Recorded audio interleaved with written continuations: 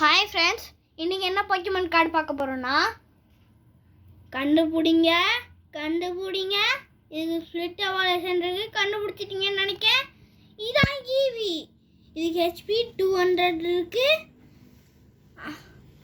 இதோட signature move tackle அதுக்கு 30 power இருக்குது.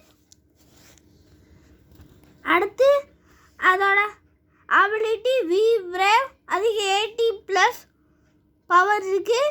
அந்த போக்கிமான் அதோட ஆப்பனோட்டோ போக்கிமானை ஆக்டிவாக இருந்ததுன்னா அந்த போக்கிமான் வி மூவை யூஸ் பண்ணி அந்த போக்கிமானுக்கு அட்டாக் டிஃபென்ஸில் 8 மோர் டேமேஜாக பண்ணி விட்டுரும்.